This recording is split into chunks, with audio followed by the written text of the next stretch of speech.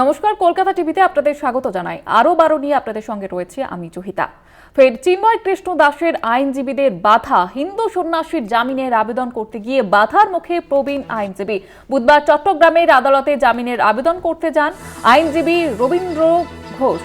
বাংলাদেশের সুপ্রিম কোর্টের নির্দেশে থাকা সত্ত্বেও আইনজীবীর কথা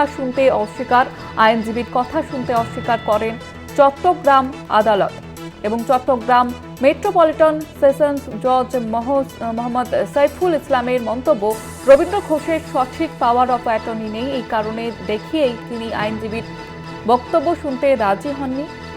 আপনাদের জানিয়ে রাখবো, আবারও বাধা দেওয়ার অভিযোগ করছে ফের চিন্ময় কৃষ্ণ দাসের আইনজীবীদের এবার বাধা দেওয়ার অভিযোগ করছে। আমাদের সঙ্গে টেলিফোন লাইনে রয়েছেন আমাদের পলিটিক্যাল এডিটর আশিস চট্টোপাধ্যায়। আশিস দা, ঠিক কি জানা যাচ্ছে এই বিষয়ে, কেন বাধা দেওয়া হচ্ছে?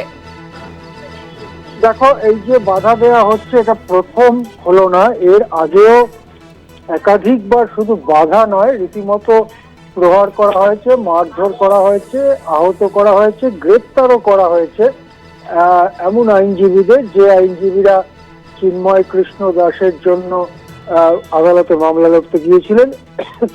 এই যে ঘটনাটা আমাদের সামনে রয়েছে, তাতে সুপ্রিম কোর্টের, বাংলাদেশের সুপ্রিম কোর্টের একজন আইনজীবী, তার নাম রবীন্দ্র ঘোষ, তিনি চট্টগ্রাম আদালতে যান। একজন সিনিয়র, তিনি সেই সিনিয়রকে ডাকায় তিনি রবীন্দ্র ঘোষ তিনি যান চট্টগ্রামের আদালতে এবং মামলা লড়ার চেষ্টা করলে প্রায় অন্যায্য একটা কথা তাকে বলা হয় যে আপনার এখানে মামলা লড়ার অধিকার নেই বা আপনার পাওয়ার অফ অ্যাটর্নি নেই ইত্যাদি।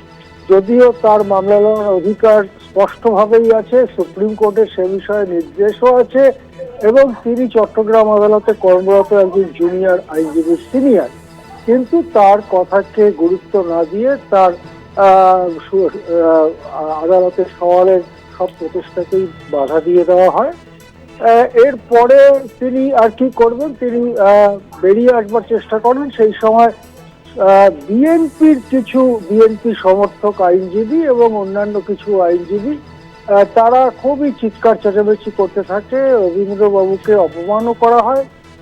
রবীন্দ্রবাবু যখন আদালত কক্ষ থেকে বেরিয়ে আসবার চেষ্টা করেন, তাকে মারধর করা হয়, হেনস্থা করা হয় এবং শেষ পর্যন্ত তিনি কিছুটা অপমানিত হয়ে, মানে বেশ খানিকটা অপমানিত হয়ে মারধর খেয়ে আদালত চত্বর থেকে বেরিয়ে আসেন। এটা হয়েছে চট্টগ্রাম মেট্রোপলিটন সেশনস আদালতে এবং এই ঘটনার পরে আরো স্পষ্ট হয়ে গেল যে চিন্ময় দাসের জামিনের কোন রকম শুনানি বা সওয়াল তারা করতে দেবেন না আদালতে এবং চিন্ময় দাসকে অনির্দিষ্টকালের জন্যই তারা প্রায় বিনা বিচারে জেলের মধ্যে আটক রাখবেন। এবং এর মধ্যে থেকে আবার প্রমাণ হচ্ছে যে বাংলাদেশ বর্তমান প্রশাসন, অসাংবিধানিক প্রশাসন, তারা যাই বলতে চাক না কেন, আসলে সেখানে সংখ্যালঘুদের ওপরে বা তাদের ধর্মীয় নেতাদের ওপরে রীতিমতো অত্যাচার, বৈষম্য এবং নির্যাতন চলছে। হ্যাঁ, ধন্যবাদ জানাবো আশিস দা। আমাদের সঙ্গে টেলিফোন লাইনে ছিলেন আমাদের পলিটিক্যাল এডিটর আশিস চট্টোপাধ্যায়। ফের চিন্ময় কৃষ্ণ দাসের আইনজীবীদের বাধা দেওয়ার অভিযোগ উঠছে। হিন্দু সন্ন্যাসীর জামিনের আবেদন করতে গিয়ে এবার বাধার মুখে প্রবীণ আইনজীবী। যেমনটা জানা যাচ্ছে, বুধবার চট্টগ্রামের আদালতে জামিনের আবেদন করতে যান এবং সেখানে বাধার মুখে পড়েন আইনজীবী রবীন্দ্র ঘোষ।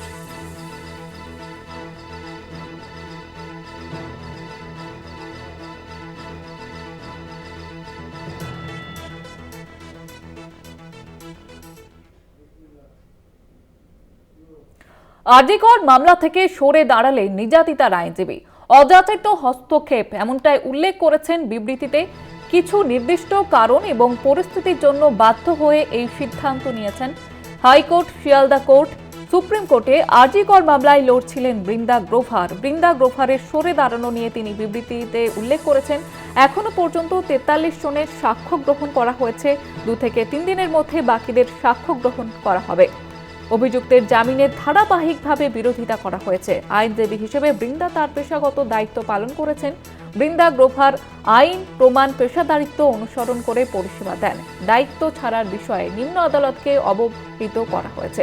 প্রায় 3 মাস আরজিকর মামলার সঙ্গে যুক্ত ছিলেন বৃন্দা গ্রোভার। অবশেষে সরে দাঁড়ালেন তিনি এই মামলা থেকে। 2 থেকে 3 দিনের মধ্যে বাকিদের সাক্ষ্য গ্রহণ নেওয়া হবে, এমনটাও তিনি জানিয়েছেন। অভিযুক্তের জামিনের ধারাবাহিকভাবে বিরোধিতা করা হয়েছে। কিছু অযাচিত হস্তক্ষেপের কারণে এই সিদ্ধান্ত নিতে বাধ্য হয়েছেন তিনি। আরজিকর মামলা থেকে সরে দাঁড়ালে নির্যাতিতার আইনজীবী অযাচিত হস্তক্ষেপ বৃন্দার বিবৃতিতে উল্লেখ, কিছু নির্দিষ্ট কারণ এবং পরিস্থিতির জন্য বাধ্য হয়ে সিদ্ধান্ত নিতে বাধ্য হয়েছেন। প্রায় 3 মাস ধরে এই মামলার সঙ্গে যুক্ত ছিলেন তিনি। অবশেষে সরে দাঁড়ালেন আরজিকর মামলা থেকে।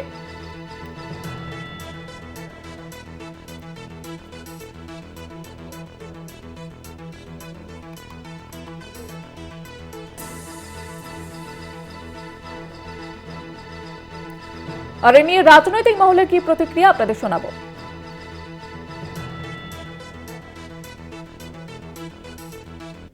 পেছনের লোক যারা নিজেদেরকে বলেন জুনিয়র ডাক্তার একটা গোষ্ঠী, সিনিয়র ডাক্তারদের গোষ্ঠী, কিছু রাজনৈতিক নেতা, সিপিএম এবং বিজেপি মিলিয়ে তারা সম্পূর্ণভাবে মামলাটা নিজেদের রাজনীতিকরণ করে নিজেদের আখের গোছানোর খেলায় নেমেছিলেন, এখনো করে যাচ্ছেন।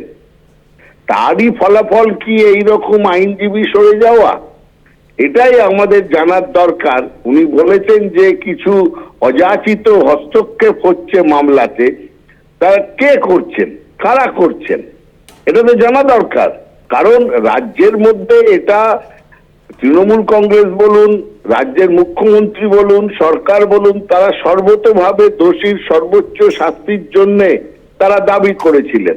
দ্রুততার সঙ্গে, সততার সঙ্গে তদন্ত হবে এবং তার প্রতিফলন যেন আমরা দেখতে পাই আদালতে বিচারের মধ্যে। কিন্তু তা তো হচ্ছে না, দীর্ঘায়িত হচ্ছে।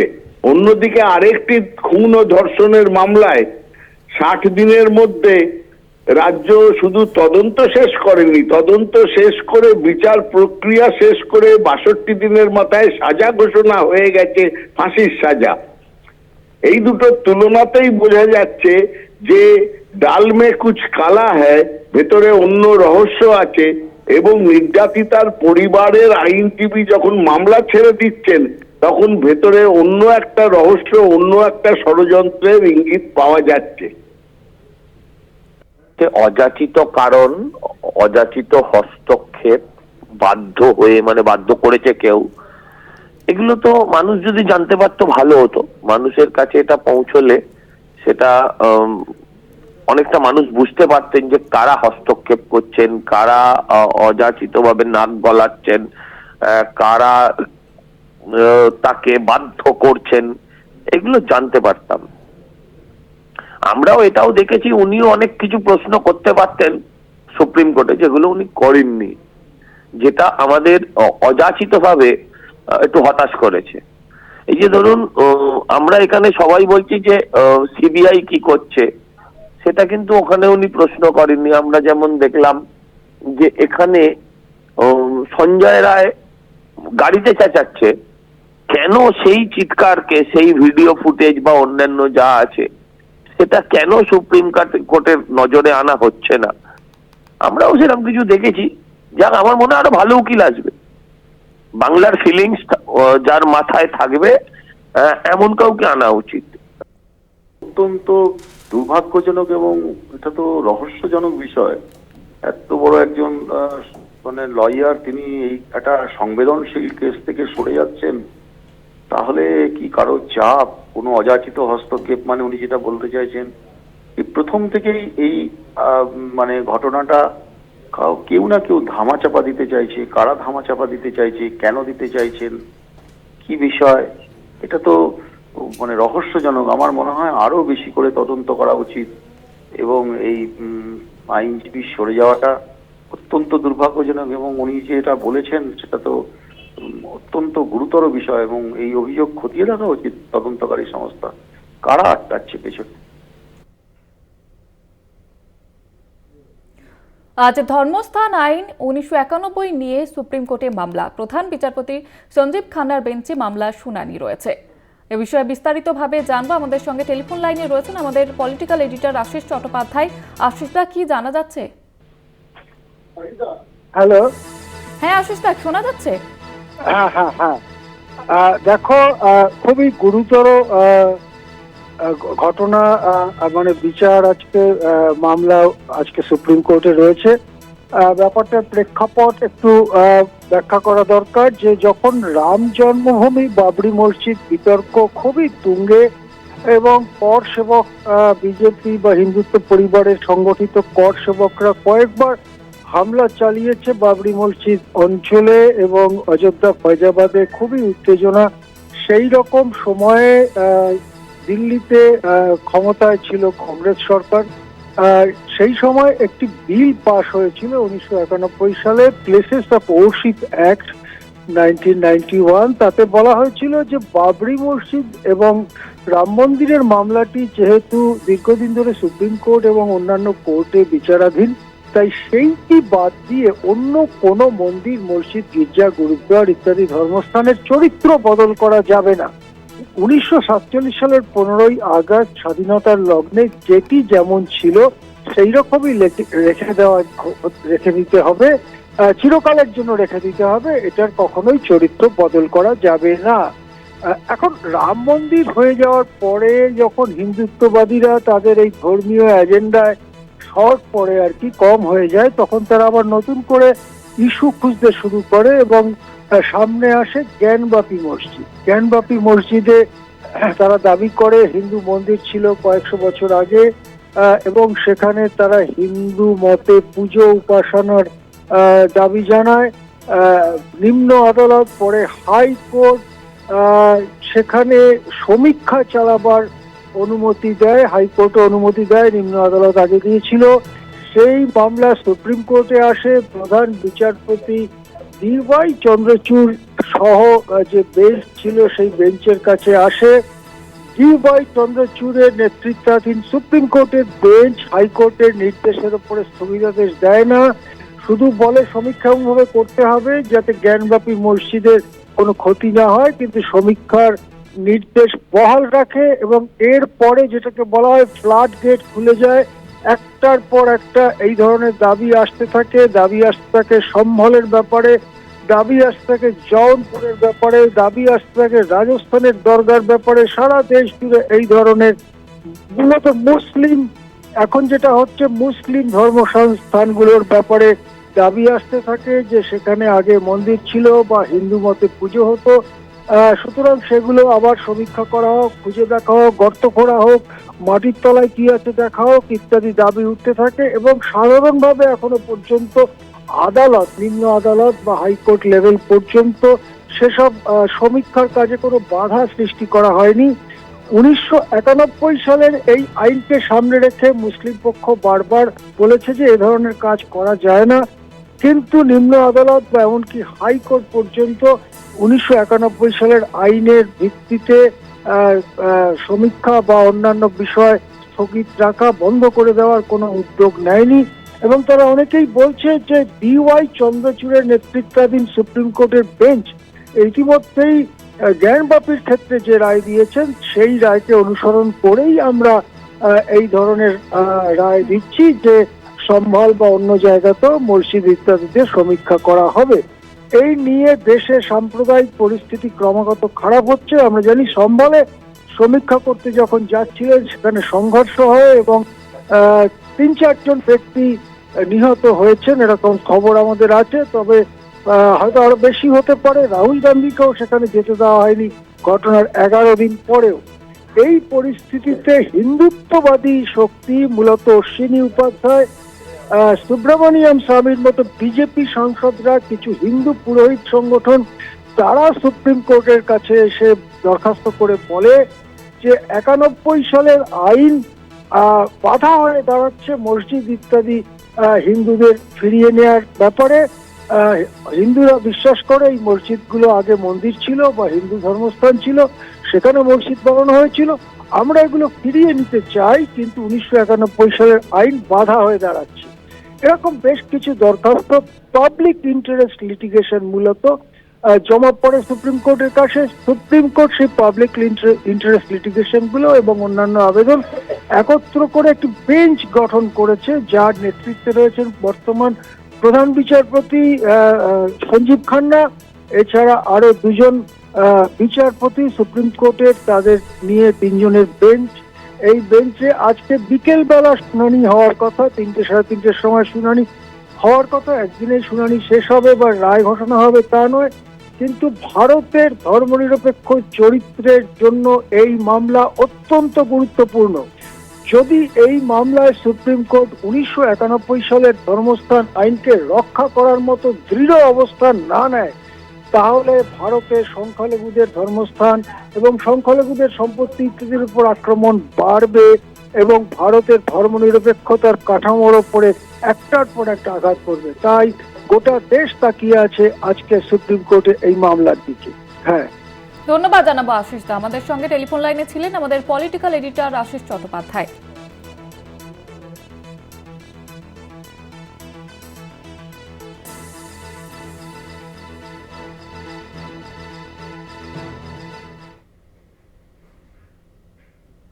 চোখ রাখবো পরের খবরে। রাজ্যে পর্নোগ্রাফি ছড়ানোর মামলায় পুলিশি তদন্তের গাইডলাইন কি? রাজ্য পুলিশের ডিজির রিপোর্ট তলব হাইকোর্টের। রাজ্যে পর্নোগ্রাফি সংক্রান্ত কত মামলা আছে সেই রিপোর্ট তলব। 1 সপ্তাহ পরে ডিজিকে রিপোর্ট পেশের নির্দেশ দেওয়া হয়েছে আদালতের তরফ থেকে। আপনাদের জানিয়ে রাখবো, রাজ্যে পর্নোগ্রাফি ছড়ানোর মামলায় পুলিশি তদন্তের গাইডলাইন কি? রাজ্য পুলিশের ডিজির রিপোর্ট তলব হাইকোর্টের। রাজ্যে পর্নোগ্রাফি সংক্রান্ত কত মামলা আছে সেই রিপোর্ট তলব। 1 সপ্তাহ পরে ডিজিকে রিপোর্ট পেশের নির্দেশ দেওয়া হয়েছে হাইকোর্টের তরফ থেকে। আপনাদের আবারও একবার জানিয়ে রাখবো, রাজ্যে পর্নোগ্রাফি ছড়ানোর মামলায় পুলিশি তদন্তের গাইডলাইন কি সেই বিষয়ে কিন্তু রিপোর্ট তলব করা হয়েছে। রাজ্য পুলিশের ডিজির রিপোর্ট তলব হাইকোর্টের। রাজ্যে পর্নোগ্রাফি সংক্রান্ত কত মামলা আছে সেই রিপোর্ট তলব। 1 সপ্তাহ পরে ডিজিকে রিপোর্ট পেশ করতে হবে।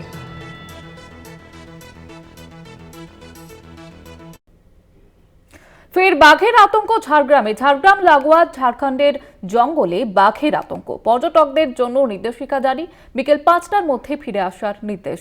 গিধনি, জাম্বনি এবং বেলপাহাড়ি রেঞ্জে নজরদারি বন দপ্তরের।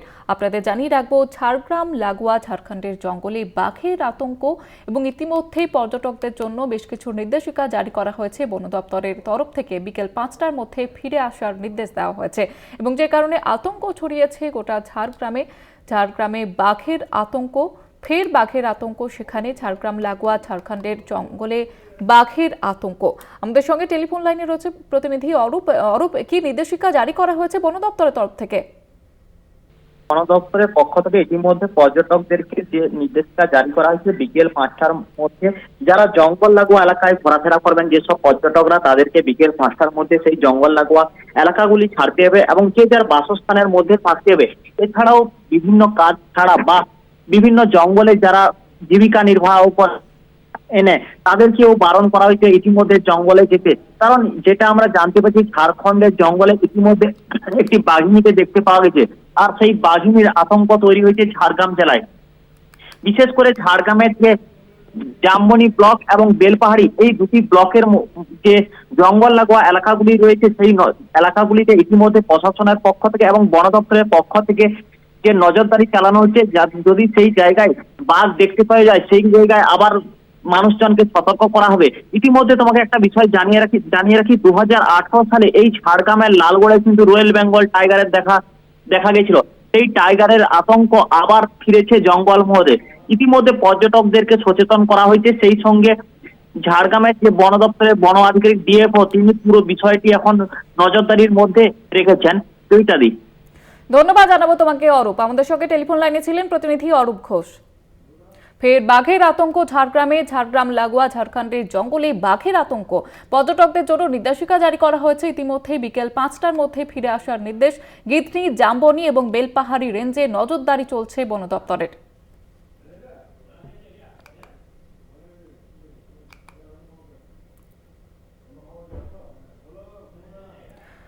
পর্যটকদের জন্য ইতিমধ্যে নির্দেশিকা জারি করা হয়েছে। বিকেল 5টার মধ্যে ফিরে আসার নির্দেশ এবং ইতিমধ্যে গিধনি, জাম্বনি, বেলপাহাড়ি রেঞ্জে নজরদারি চালাচ্ছে বন দপ্তর। ফের বাঘের আতঙ্ক ঝাড়গ্রামে। মৎস্যজীবীদের ট্রলারে ভয়াবহ আগুন। কাকদ্বীপের অক্ষয়নগর এলাকায় ভস্মীভূত ট্রলার। ঘটনাস্থলে হারুট পয়েন্ট কোস্টাল থানার পুলিশ। কিভাবে আগুন লাগে তা খতিয়ে দেখছে পুলিশ। আপনাদের জানিয়ে রাখবো, মৎস্যজীবীদের ট্রলারে ভয়াবহ আগুন। কাকদ্বীপের অক্ষয়নগর এলাকায় ভস্মীভূত ট্রলার এবং ইতিমধ্যেই তদন্ত শুরু হয়েছে। ঘটনাস্থলে হারুট পয়েন্ট কোস্টাল থানার পুলিশ পৌঁছে যায় এবং কিভাবে আগুন লাগে তা খতিয়ে দেখছে পুলিশ। আমাদের সঙ্গে টেলিফোন লাইনে রয়েছে প্রতিনিধি মানুষ প্রধান। মানুষ, কিভাবে আগুন লাগলো, কি জানা যাচ্ছে?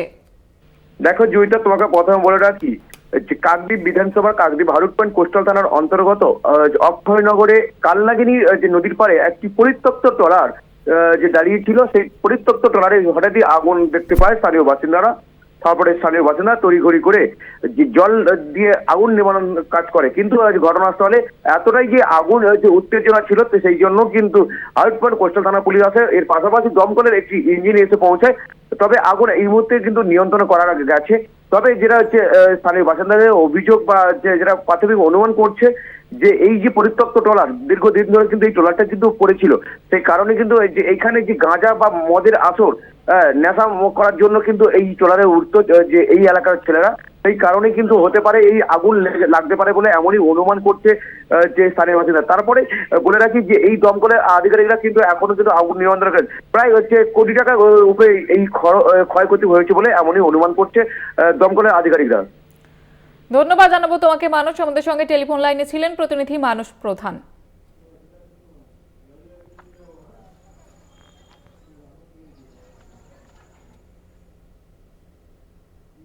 আদালত চত্বরে আইনজীবীকে মারধরের প্রতিবাদে কর্মবিরতি। ঘটনায় 5 জনকে গ্রেপ্তার করলেও এখনো অধরা মূল অভিযুক্ত। মূল অভিযুক্তকে গ্রেপ্তারের দাবিতে বিক্ষোভ। আসামির গাড়ি সহ পুলিশের গাড়িও ঢুকতে দেওয়া হচ্ছে না আদালত চত্বরে। আদালত চত্বরে আইনজীবীকে মারধরের ঘটনা এবার বিক্ষোভ। ঘটনায় 5 অভিযুক্তকে ইতিমধ্যে মূল অভিযুক্তকে গ্রেপ্তারের দাবিতে বিক্ষোভ। আমাদের সঙ্গে টেলিফোন লাইনে রয়েছে প্রতিনিধি সঞ্জিত চক্রবর্তী। সঞ্জিত, কি পরিস্থিতি এখন?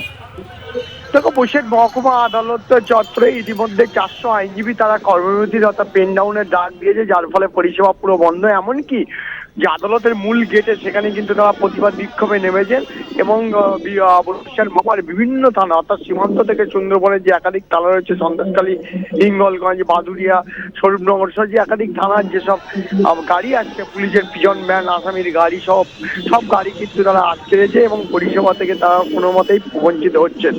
যেটা ঘটনার সূত্রপাত গত মাসের অর্থাৎ 24শে নভেম্বর আইনজীবীরা আক্রান্ত হয়েছিল, অর্থাৎ একদল দুষ্কৃতীর হাতে। তারা অভিযোগ করেছে, ইতিমধ্যে 6 জনের বিরুদ্ধে অভিযোগ করা হয়েছে। 5 জনকে পুলিশ গ্রেপ্তার করলো। মূল অভিযুক্ত কিন্তু পলাতক। তার গ্রেপ্তারের দাবিতেই তারা কিন্তু আন্দোলনের কর্মসূচি নিয়েছে। গতকাল থেকে শুরু হয়েছে কর্মসূচি, আজকে লাগাতার চলবে। ইতিমধ্যে যেটা আইনজীবীর পক্ষ থেকে জানানো হয়েছে, আমরা হাইকোর্টে যাচ্ছি, হাইকোর্টে গিয়ে এবং আইনজীবীদের মধ্যে একটা বৈঠক হবে। বৈঠকে যদি কোনো সমাধান সূত্রে বেরিয়ে আসে, তাহলে হয়তো আগামীকাল অর্থাৎ শুক্রবার থেকে আবার আইনি পরিষেবা স্বাভাবিক হবে, এমনটা জানা গেছে। কিন্তু এই মধ্যে একটা প্রশ্ন উঠেছে যে আদালত হয়েছেন আইনজীবী সহ একাধিক আইনজীবী যারা আছেন, তারা দাবি করছেন নিরাপত্তাহীনতায় ভুগছেন এবং তারা সেখানে অর্থাৎ পরিষেবা দিতে গিয়ে কোনো একটা জায়গায় যেন হতাশা বোধ করছেন, যার কারণে তারা কাজ বন্ধ অর্থাৎ পরিষেবা বন্ধ করে কিন্তু তারা কিন্তু প্রতিবাদে নেমেছেন।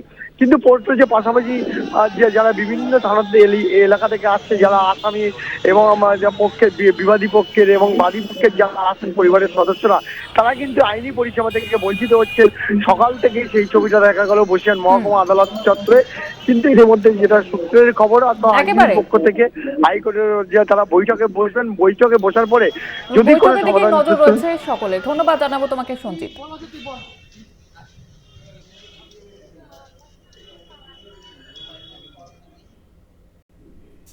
সোদপুরের ঘোলার চড়কতলায় দোকানে আগুন। কলকাতা টিভির হাতে অগ্নিসংযোগের সিসিটিভি ফুটেজ। ঘটনাস্থলে ঘোলা থানার পুলিশ।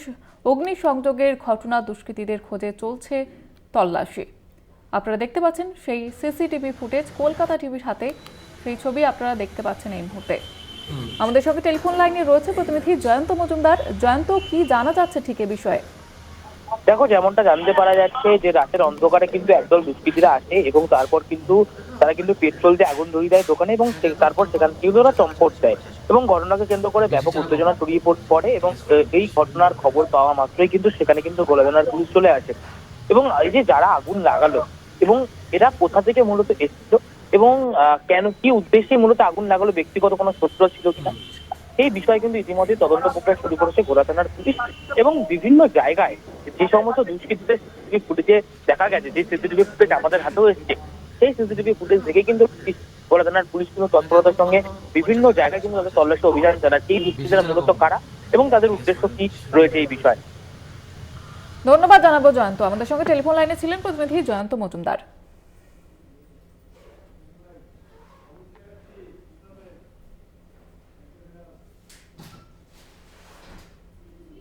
রাজ্যে আসছেন স্বরাষ্ট্রমন্ত্রী অমিত শাহ। 20 ডিসেম্বর রাজ্যে আসছেন অমিত শাহ। শিলিগুড়িতে সীমা সুরক্ষা বলের প্রতিষ্ঠা দিবস এবং সেই অনুষ্ঠানে থাকবেন অমিত শাহ। প্রতিষ্ঠা দিবস উপলক্ষে প্যারেডেও থাকবেন অমিত শাহ। এর আগেও তিনি বঙ্গোপসাগরে এসে বিজেপিকে কিন্তু 1 কোটির সদস্য সংগ্রহের টার্গেট বেঁধে দিয়ে গিয়েছিলেন এবং এবারেও তিনি আবারও বঙ্গোপসাগরে আসছেন। শিলিগুড়িতে অনুষ্ঠানে আসবেন তিনি এবং সেখানে একাধিক কর্মসূচি রয়েছে। এছাড়াও দলের কর্মী সমর্থকদের উদ্দেশ্যে সংগঠন মজবুত করার লক্ষ্যে কি বার্তা দেন সেদিকেও নজর রয়েছে সকলের। শিলিগুড়িতে সীমা সুরক্ষা বলের প্রতিষ্ঠা দিবসের অনুষ্ঠানে থাকবেন অমিত শাহ। আগামী 20 ডিসেম্বর তিনি উপস্থিত থাকবেন। এই অনুষ্ঠানে রয়েছে একাধিক কর্মসূচি। রাজ্যে আসছেন কেন্দ্রীয় স্বরাষ্ট্রমন্ত্রী অমিত শাহ। আগামী 20 ডিসেম্বর শিলিগুড়িতে তিনি আসছেন এবং একাধিক কর্মসূচি রয়েছে স্বরাষ্ট্রমন্ত্রী অমিত শাহ। আমাদের সঙ্গে টেলিফোন লাইনে রয়েছে প্রতিনিধি দেবাশিস সেনগুপ্ত। দেবাশিস দা, কি কি কর্মসূচি রয়েছে অমিত শাহ? দেখো, আগামী 20 ডিসেম্বর শিলিগুড়িতে আসছেন কেন্দ্রীয় স্বরাষ্ট্রমন্ত্রী অমিত শাহ। এসএসবি সীমা সুরক্ষা বলে তাদের 61তম প্রতিষ্ঠা দিবস উপলক্ষে আসবেন ওখানে। এরপরে রানীডাঙ্গার তাদের মানে সীমা সুরক্ষা বলে একটি কুচকাওয়াজ অনুষ্ঠান, সেখানে অনুষ্ঠান হবে ওই দিনকারই, এবং সেখানেও থাকতে পারেন কেন্দ্রীয় স্বরাষ্ট্রমন্ত্রী। তাৎপর্যপূর্ণ বিষয় হলো যে শিলিগুড়ি শহর হচ্ছে একদম ট্রানজিট পয়েন্ট, আর বাংলাদেশে যখন এই রকম পরিস্থিতি চলছে সেই জায়গায় দাঁড়িয়ে ওই প্যারেডে যতদূর আমরা জানতে পারছি সেখানে সাজোয়া গাড়ি সহ অত্যাধুনিক অস্ত্র প্রদর্শন হবে এই প্যারেডের মধ্যেই। সীমা সুরক্ষা বলের যে প্যারেড হবে সেখানটা এমনটাই জানা যাচ্ছে। সেই জায়গায় দাঁড়িয়ে থেকে বাংলাদেশের পরিস্থিতি এবং কেন্দ্রীয় স্বরাষ্ট্রমন্ত্রী সেখানে উপস্থিত থাকা নিয়ে কিন্তু রীতিমতো যা কিন্তু তাৎপর্যপূর্ণ বলে মনে করছেন ওয়াকিবহল মহল। ধন্যবাদ জানাবো দেবাশিস। আমাদের সঙ্গে টেলিফোন লাইনে ছিলেন প্রতিনিধি দেবাশিস সেনগুপ্ত। রাজ্যে আসছেন স্বরাষ্ট্রমন্ত্রী অমিত শাহ। আগামী 20 ডিসেম্বর রাজ্যে আসছেন তিনি।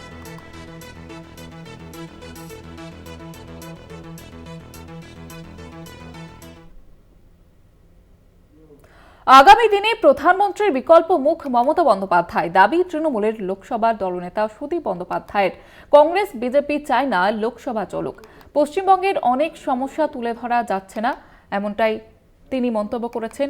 আগামী দিনে প্রধানমন্ত্রীর বিকল্প মুখ মমতা বন্দ্যোপাধ্যায়। দাবি তৃণমূলের লোকসভার দলনেতা সুদীপ বন্দ্যোপাধ্যায়ের। আমাদের সঙ্গে টেলিফোন লাইনে রয়েছেন আমাদের বিশেষ প্রতিনিধি দেবজ্যোতি ঘোষ। দেবজ্যোতি, কি দাবি করেছেন তিনি? দেখো ইন্দ্রাণী, লোকসভার অধিবেশন বহুদিন ধরে হচ্ছে, কিন্তু দফায় দফায় মুলতবি হচ্ছে। গত কয়েক সপ্তাহ ধরে দেখা যাচ্ছে দুপুর 12টার পরে লোকসভার অধিবেশন হচ্ছে না, মুলতবি হয়ে যাচ্ছে। তা নিয়েই কিন্তু তৃণমূল কংগ্রেসের পক্ষ থেকে একাধিকবার সওয়াল করা হয়েছিল। আজকে তৃণমূল কংগ্রেসের পক্ষ থেকে লোকসভার নেতা সুদীপ বন্দ্যোপাধ্যায় সরাসরি দাবি করেছেন যে বিজেপি এবং কংগ্রেস একযোগে লোকসভাকে মুলতবি করে দিচ্ছেন এবং লোকসভাকে চলতে দিচ্ছেন না। তৃণমূল কংগ্রেসের রাজনৈতিক অবস্থান হচ্ছে লোকসভার অধিবেশন যথাযথভাবে চলুক, কারণ মানুষের কথা তারা বলতে এসেছেন, কিন্তু মানুষের কথা তারা বলতে পারছেন না। তার থেকেও বড় খবর ইন্দ্রাণী, অত্যন্ত গুরুত্বপূর্ণ, যে নরেন্দ্র মোদীর বিকল্প মুখ হিসেবে মমতা বন্দ্যোপাধ্যায়ের নাম সামনে এনেছেন তৃণমূল কংগ্রেসের লোকসভার দলনেতা সুদীপ বন্দ্যোপাধ্যায়, যা অত্যন্ত এই মুহূর্তে একটা বড় রাজনৈতিক পদক্ষেপ তৃণমূল কংগ্রেসের। যখন ইন্ডিয়া জোটের মুখ নিয়ে প্রশ্ন উঠছিল তখন দফায় দফায় মমতা বন্দ্যোপাধ্যায়ের নাম বিভিন্ন জোট শরিকদের পক্ষ থেকে তোলা হচ্ছিল। সেই জায়গাতে মমতা বন্দ্যোপাধ্যায়কে নরেন্দ্র মোদীর বিকল্প মুখ হিসেবে আজকে তৃণমূল কংগ্রেসের লোকসভার দলনেতার দাবি করা অত্যন্ত গুরুত্বপূর্ণ ইন্দ্রাণী। ধন্যবাদ দেবজ্যোতি। আমি জহিতা কথা বলছিলাম তোমার সঙ্গে।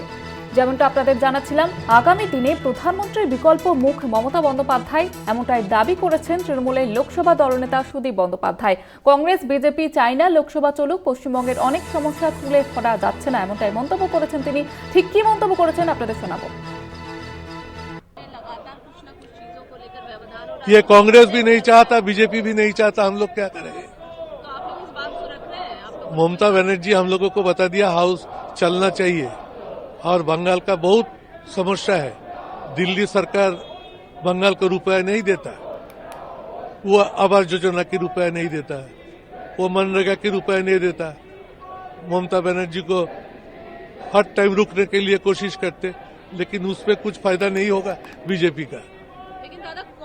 लगातार प्रोटेस्ट कर रही है, आप लोग भी तो इंडिया ब्लॉक। हम लोग अभी भी ये सोचता है कि मोदी का विकल्प कोई नाम आगामी दिन दूसरा में आएंगे तो हमारे ममता दीदी आएंगे। আপনারা শুনলেন সুদীপ বন্দ্যোপাধ্যায় তার মন্তব্য। গতকাল কল্যাণ বন্দ্যোপাধ্যায় তিনিও কিন্তু বলেছিলেন বিজেপি এবং কংগ্রেসকে এক আসনে বসিয়ে কটাক্ষ করেছিলেন। বিজেপি এবং কংগ্রেসের জন্যই অধিবেশন বারবার স্থগিত হয়ে যাওয়া নিয়ে কটাক্ষ করেছিলেন। এবার সুদীপ বন্দ্যোপাধ্যায় তিনি যেমনটা মন্তব্য করেছেন যে আগামী দিনে প্রধানমন্ত্রীর বিকল্প মুখ মমতা বন্দ্যোপাধ্যায়, এমনটাই দাবি করেছেন তিনি। কংগ্রেস বিজেপি চায় না লোকসভা চলুক, পশ্চিমবঙ্গের অনেক সমস্যা তুলে ধরা যাচ্ছে না, আজকে এমনটাই বলেছেন সুদীপ বন্দ্যোপাধ্যায়। আপনাদের জানিয়ে রাখি, কংগ্রেস বিজেপি চায় না লোকসভা চলুক, এমনটাই বলেছেন সুদীপ বন্দ্যোপাধ্যায়। গতকালই কল্যাণ বন্দ্যোপাধ্যায় তার মুখেও শোনা গিয়েছিল একই কথা। কংগ্রেস এবং বিজেপিকে এক আসনে বসিয়ে কটাক্ষ করেছিলেন তিনি। এবার সুদীপ বন্দ্যোপাধ্যায় তিনি যেমনটা দাবি করেছেন যে প্রধানমন্ত্রীর বিকল্প মুখ হিসেবে মমতা বন্দ্যোপাধ্যায়ের মুখ দাবি করেছেন তিনি। কংগ্রেস বিজেপি চায় না লোকসভা চলুক, এমনটাই মন্তব্য করেছেন। পশ্চিমবঙ্গের অনেক সমস্যা তুলে ধরা যাচ্ছে না।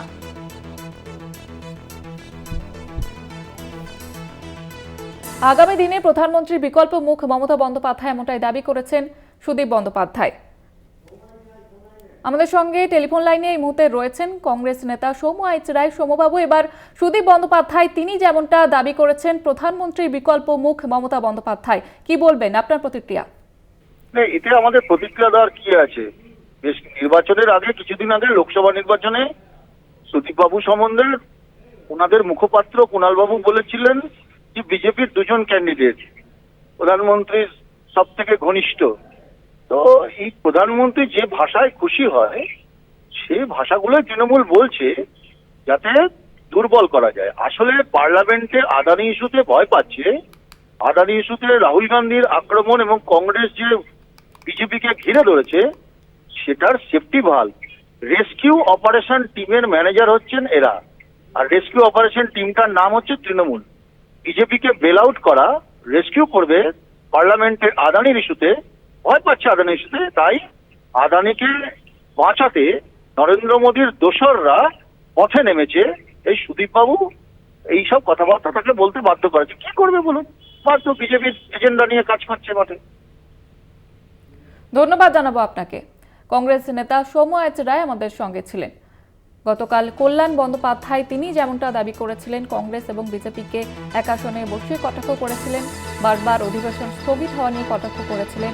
এবার সুদীপ বন্দ্যোপাধ্যায়, তৃণমূলের লোকসভা দলনেতা সুদীপ বন্দ্যোপাধ্যায় তিনি দাবি করছেন যে প্রধানমন্ত্রীর বিকল্প মুখ মমতা বন্দ্যোপাধ্যায়, কারণ কংগ্রেস বিজেপি চায় না লোকসভা চলুক এবং যে কারণে পশ্চিমবঙ্গের অনেক সমস্যার কথা তুলে ধরা যাচ্ছে না, এমনটাই আজকে মন্তব্য করেছেন সুদীপ বন্দ্যোপাধ্যায়। তৃণমূলের লোকসভার দলনেতা সুদীপ বন্দ্যোপাধ্যায় তিনি এবার দাবি করেছেন যে আগামী দিনে প্রধানমন্ত্রীর বিকল্প মুখ মমতা বন্দ্যোপাধ্যায়, কারণ বিজেপি এবং কংগ্রেস চায় না যে লোকসভা চলুক, বারবার অধিবেশন স্থগিত নিয়েও তিনি কটাক্ষ করেন এবং যে কারণে পশ্চিমবঙ্গের অনেক সমস্যার কথা তুলে ধরা যাচ্ছে না। সিপিএম সাংসদ বিকাশ রঞ্জন ভট্টাচার্য আমাদের সঙ্গে রয়েছেন এই মুহূর্তে টেলিফোন লাইনে। বিকাশ রঞ্জন বাবু, এবার সুদীপ বন্দ্যোপাধ্যায় তিনি দাবি করছেন প্রধানমন্ত্রীর বিকল্প মুখ মমতা বন্দ্যোপাধ্যায়, কারণ বিজেপি এবং কংগ্রেস চায় না যে এই লোকসভা চলুক, কি বলবেন? সুদীপ বাবু তো বলেছেন তার দলের হয়ে, আরএসএস এর নির্দেশে এই কথাগুলো বলেছেন। আরএসএস এর দুই সন্তান আমি বলি, মোদী এবং মমতা, আজকে মোদি আদানি কাণ্ডে বিব্রত হয়ে পড়েছেন। গোটা পার্লামেন্ট আদানি তদন্তের জন্য দাবি করছে এবং ধীরে ধীরে সেখান থেকে তৃণমূল সরে যাচ্ছেন এবং সেই জন্যই তারা চাইছেন একটা বিকল্প মুখ খুঁজে। আরএসএস চাইছে, তারা তৃণমূলকে প্রজেক্ট করার চেষ্টা করছেন। পৃথিবীর কোথাও শুনেছেন কেউ বলেন আমি নেতা হতে চাই, আমি নেতৃত্ব দেবো? এই ধরনের কথা একমাত্র পলিটিক্যালি ইমেচিওর যারা পার্সন তারা বলতে পারেন, সেটা তো মমতা, এবং তাকে তোল্লা দিচ্ছেন আরএসএস। তাদের মূল লক্ষ্য হচ্ছে যে এখন আদানির বিরুদ্ধে কোনো কথা বলা যাবে না। আদানি মোদির যে ঐক্য, সেই ঐক্যকে বজায় রাখবার জন্য মমতাকে ইন্ধন হিসেবে ব্যবহার করা হচ্ছে, এছাড়া কিছু না। আর পশ্চিমবঙ্গের সমস্যা বলার জন্য কি লোকসভায় বা বিধানসভার দরকার, এই রাজ্যসভার দরকার?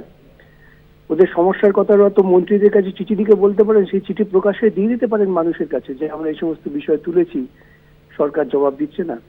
আসলে ওদের বলার কিছু নেই, ওদের একটাই কাজ হচ্ছে এখন যেভাবেই হোক না কেন আদানির বিরুদ্ধে আন্দোলনটাকে দুর্বল করে দাও। ধন্যবাদ জানাবো আপনাকে। সিপিএম নেতা বিকাশ রঞ্জন ভট্টাচার্য আমাদের সঙ্গে ছিলেন টেলিফোন লাইনে।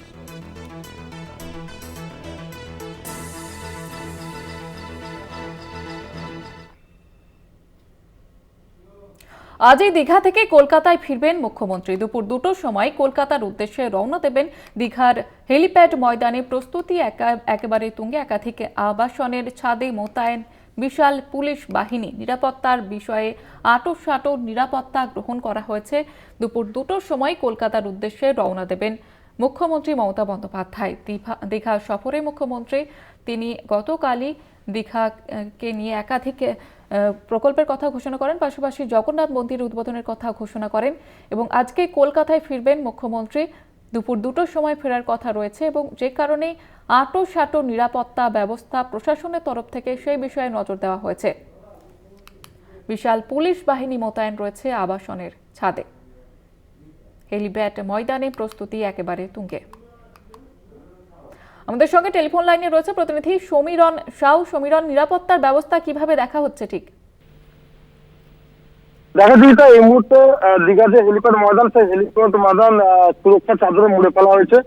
কার্যত সিএম অল্প কিছুক্ষণ পরেই তিনি বেরোবেন এবং তিনি দীঘার এই হেলিপ্যাড ময়দান থেকে তিনি কলকাতার উদ্দেশ্যে রওনা দেবেন, যে কারণে এখানে নিরাপত্তার চাদরে গোটা এলাকা মুড়ে ফেলা হয়েছে। পাশাপাশি যে সমস্ত বিল্ডিং রয়েছে এবং হোটেল রয়েছে, তাদের যে ছাদ, সেই ছাদে পুলিশের যে আধিকারিকরা আছে এবং কর্তব্যরত পুলিশ অফিসাররা সেখানে মোতায়েন রয়েছে এবং ড্রোনের দ্বারাও কোথাও দেখা যাচ্ছে ড্রোনের দ্বারাও নজরদারি চালানো হচ্ছে। তো সেক্ষেত্রে বলা যেতে পারে এক কথায় সুরক্ষা ব্যবস্থা খুব আঁটোসাঁটোভাবে রয়েছে মুখ্যমন্ত্রীর নিরাপত্তাকে কেন্দ্র করে। মুখ্যমন্ত্রী অল্প কিছুক্ষণ পরে বেরোবেন, তার আগে সমস্ত রকম নিরাপত্তা ব্যবস্থা খতিয়েও দেখছেন এখানে আধিকারিকগণ। ধন্যবাদ জানাবো সমীরণ। আমাদের সঙ্গে টেলিফোন লাইনে ছিলেন প্রতিনিধি সমীরণ সাউ।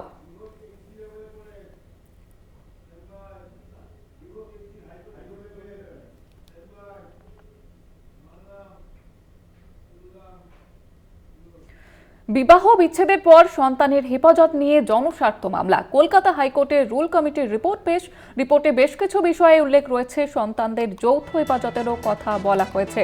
আপনাদের জানিয়ে রাখবো, এবার বিবাহ বিচ্ছেদের পর সন্তানের হেফাজত নিয়ে জনস্বার্থ মামলা কলকাতা হাইকোর্টে এবং কলকাতা হাইকোর্টের রুল কমিটির রিপোর্ট পেশ। সন্তানদের যৌথ হেফাজতেরও কথা উল্লেখ রয়েছে। রিপোর্টে বেশ কিছু বিষয়ের কথা উল্লেখ রয়েছে, যেমনটা জানা যাচ্ছে সন্তানদের যৌথ হেফাজতেরও কথা উল্লেখ রয়েছে বলা হয়েছে রিপোর্টে।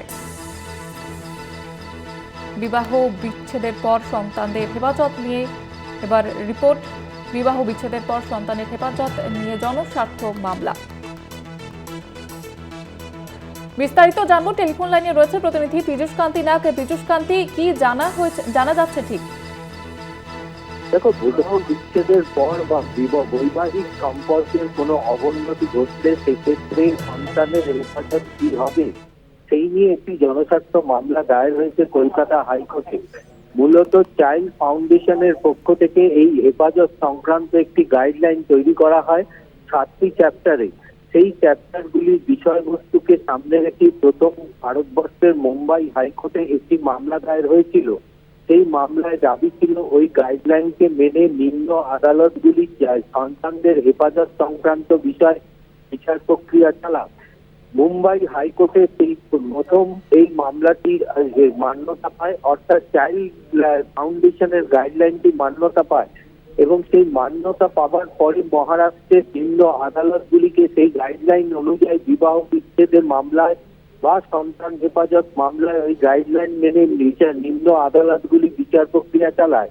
পরবর্তীকালে ভারতবর্ষের হিমাচল, পাঞ্জাব, হরিয়ানা, কেরালা সহ 7টি মোট হাইকোর্টে এই মান্যতা একই মান্যতা দেয় এবং রাজ্যগুলির নিম্ন আদালতে ওই গাইডলাইন মেনেই বিচার প্রক্রিয়া চলে। রাজ্যের পশ্চিমবঙ্গের ওই গাইডলাইন মান্যতার দাবি নিয়ে কলকাতা হাইকোর্টে জনস্বার্থ মামলা দায়ের হয়। প্রথমে প্রধান বিচারপতির এজলাসে এই মামলাটি উঠলে তিনি হাইকোর্ট রুলস কমিটির কাছে পাঠিয়ে দেন এবং হাইকোর্ট রুলস কমিটি আজ প্রথম একটি রিপোর্ট জমা করেছে, বিস্তারিত রিপোর্ট। সেই রিপোর্টটি দেখেন বিচারপতি হরিশ্চন্দ্রন ও বিচারপতি হিরণময় ভট্টাচার্যের ডিভিশন বেঞ্চ। যেহেতু প্রধান বিচারপতির নির্দেশ ছিল, তাই বিচারপতি হরিশ্চন্দ্র ডিভিশন বেঞ্চ জানিয়েছে রুলস কমিটির রিপোর্ট এবং ফাউন্ডেশনের রিপোর্টের পর্যবেক্ষণ সংক্রান্ত বিষয় আবেদনকারী যে দাবি ছিল সেই দাবির বিষয় সম্পূর্ণভাবে বিচার করবেন প্রধান বিচারপতির ডিভিশন বেঞ্চ। অর্থাৎ পর্যবেক্ষণের পর প্রধান বিচারপতি ডিভিশন বেঞ্চ নির্দেশের পর পশ্চিমবঙ্গের নিম্ন আদালতগুলিতে সন্তানদের হেফাজত নিয়ে যে গাইডলাইন, এই গাইডলাইনের চাইল্ড ফাউন্ডেশনের গাইডলাইন এবং কলকাতা হাইকোর্টের রুলস কমিটির গাইডলাইন মান্যতা পাবে কিনা তা নির্ভর করবে। ধন্যবাদ জানাবো পীযূষ কান্তি।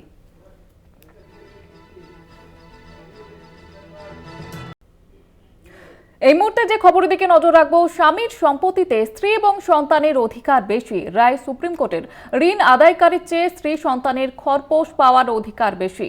খরপোশ আটকালে পারিবারিক আদালত কঠোর ব্যবস্থা নেবে জানিয়ে দিল সুপ্রিম কোর্ট। স্বামীর সম্পত্তিতে স্ত্রী এবং সন্তানের অধিকার বেশি, এমনটাই রায় দেওয়া হয়েছে সুপ্রিম কোর্টের তরফ থেকে। বিস্তারিতভাবে জানবো, টেলিফোন লাইনে রয়েছে প্রতিনিধি পল্লব চট্টোপাধ্যায়। পল্লব দা, ঠিক কি রায় দেওয়া হয়েছে সুপ্রিম কোর্টের তরফ থেকে? দেখো, বিষয়টা হচ্ছে এরকম যে অনেক সময় দেখা যায় যে স্বামী খোরপোশ দেওয়া বা খোরপোশের পরিমাণ কমানোর জন্য আদালতে যান। এইসব ক্ষেত্রে অনেক সময় স্বামীর বিভিন্ন ক্ষেত্রে থাকা ঋণের পরিমাণ ইত্যাদি পরিপ্রেক্ষিতে আদালত ঋণ কি বলে খোরপোশের পরিমাণটা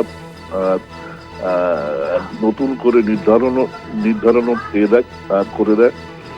কিন্তু সুপ্রিম কোর্ট জানালো যে না, আদালত যখন কোনো স্ত্রী এবং তার সন্তানদের জন্য খোরপোশের পরিমাণ নির্ধারণটা করে দেয়, সেটা কিন্তু সংবিধানের ব্যক্তির মৌলিক অধিকার থেকে কিন্তু দেওয়া হয়। অর্থাৎ স্ত্রী এবং তার সন্তান যাতে মর্যাদাপূর্ণ জীবনযাপন করতে পারেন, সেই বিষয়টিকে মাথায় রেখেই কিন্তু আদালত খোরপোশের পরিমাণটা নির্ধারণটা করে।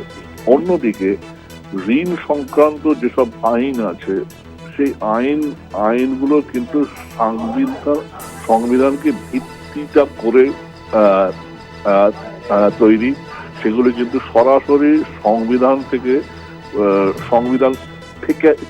থেকে আসছে না।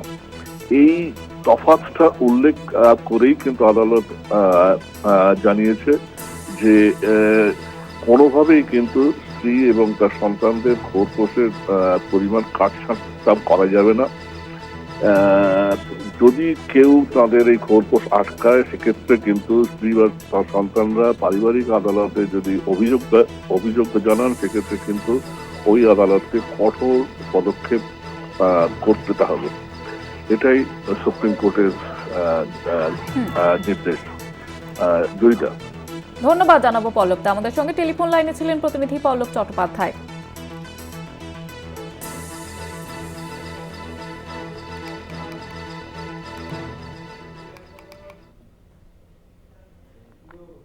সরকারি জমি দখল করে রাস্তা তৈরির অভিযোগ ব্যবসায়ীর বিরুদ্ধে। মেদিনীপুরের সদর ব্লকের পাঁচখুড়ির ঘটনা।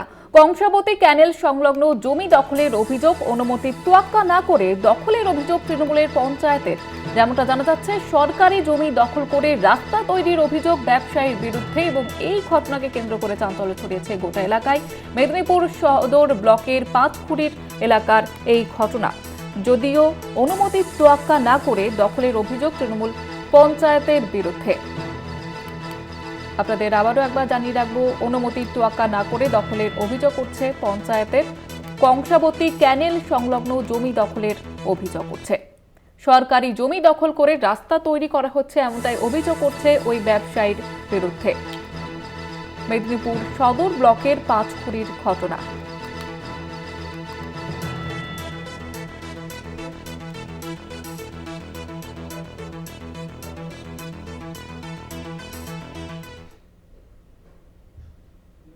আরো এই পর্যন্ত দেখতে থাকুন কলকাতা টিভি রাত দিন 7 দিন।